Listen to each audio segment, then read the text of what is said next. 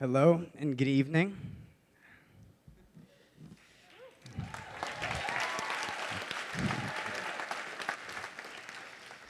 Wow, it is truly an honor and a pleasure to be standing here and speaking in front of the Friends Seminary faculty and staff, my classmates, our parents, and family friends on this very special day, our graduation day. Just a year ago, we were feeling relieved and proud of successfully completing the 11th grade. Junior year was a very significant one for me, as I imagine it was as well for most of us graduating today. The college process was foreign and unpredictable. Until facing the college essay, many of us had not really had to think about how we would best describe the very abstract idea of who I am. But of course, the very introspective and meditative Friends Seminary silent meeting experience did give us a leg up above many of the other kids going through this process. In one of those silences, I thought about that oh-so-dramatic question that seems to be the first step, if not the entire journey, to discovering the meaning of your life. Who am I? Perhaps a little too influenced by Josh Goran's English class on the problems of inheritance, the way I began my answer to that question was with my mother's story. My mother came to this country precisely 20 years ago, in 1993, leaving her entire family, career, and life behind in Colombia in the pursuit of love. Love for my father brought her to America.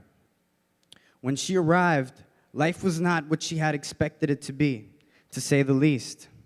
On New Year's Eve, 1995, I was born, and just 4 months later, my father packed his bags and went back to Colombia, leaving my mother with the problem many immigrants face today: single parenthood, minimum English speaking capability, and few opportunities to provide for a family.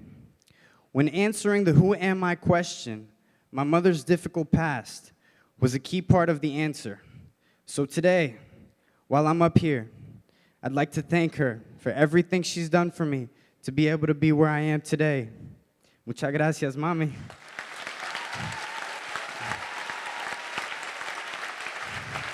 Thank you.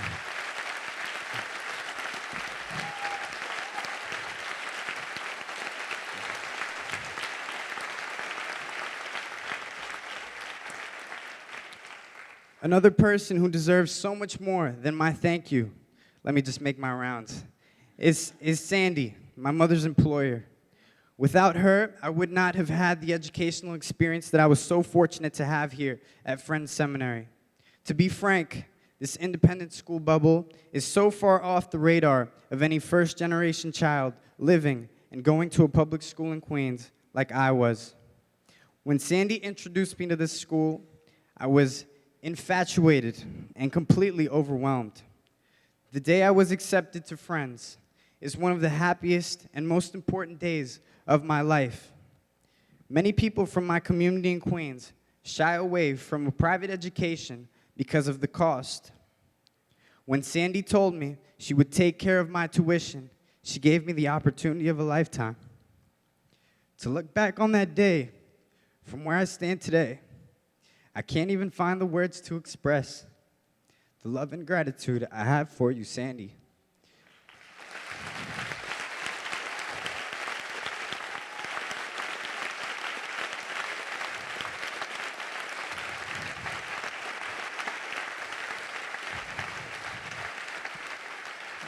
I'm so happy you can be here today. This is not nearly enough, but thank you so much for everything.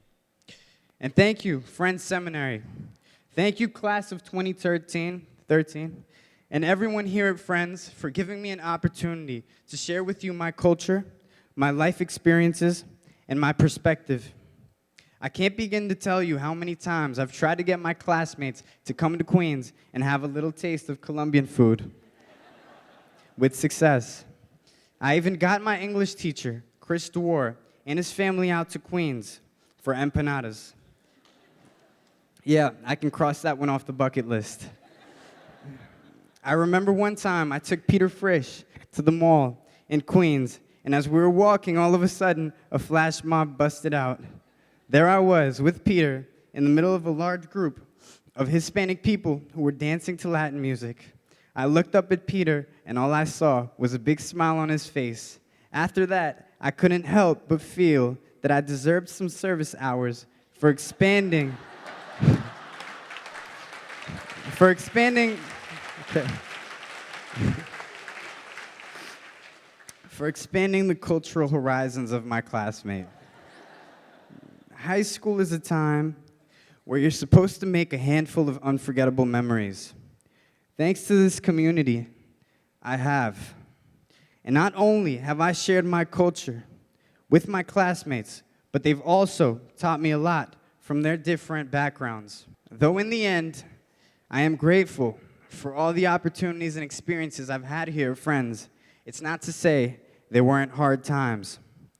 As an underclassman, I struggled to find my place in this community.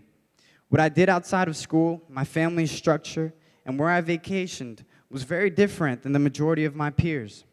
Even after a few years, the difference between my fellow classmates and me were very apparent, stopping me from fully feeling as if I belonged here. But in that time of discomfort, I grew. In my junior year, I came across a great man called Chris Dwar, who then introduced me to another great man, Ralph Waldo Emerson. If it isn't apparent yet, we love English here at Friends Seminary. Chris read in his soft and gentle voice, "What I must do is all that concerns me, not what the people think. It is easy to live in the world, to live after the world's opinion. It is easy in solitude to live after our own. But the great man is he who in the midst of the crowd keeps with perfect sweetness the independence of solitude." I wanted to be that great man. To be that great man, I needed Emerson's aforementioned words and added to it a modern perspective from, believe it or not, Jim Carrey's wonderful movie, The Yes Man.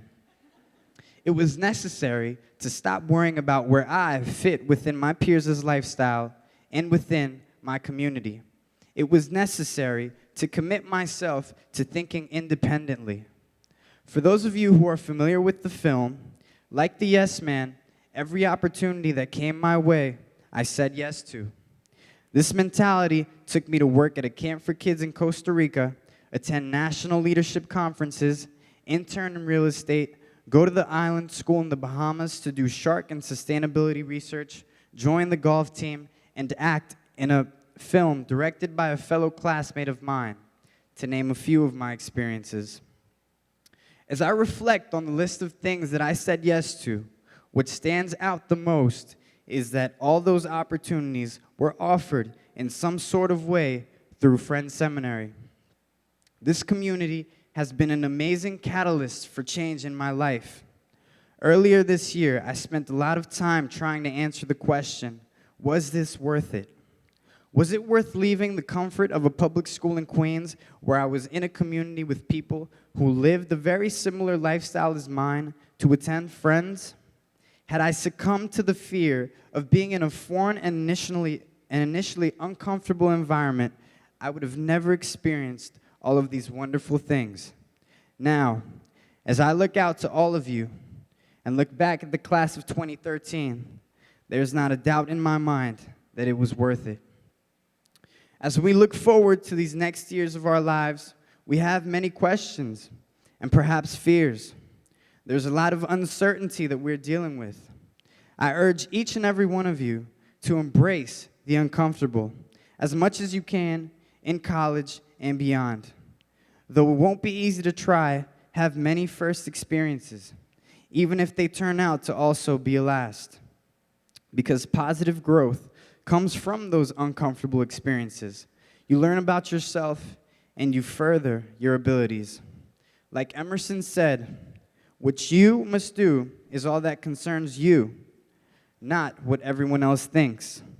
Though at first you may feel like an outcast, my experiences have taught that only good things can come from stepping out of your comfort zone.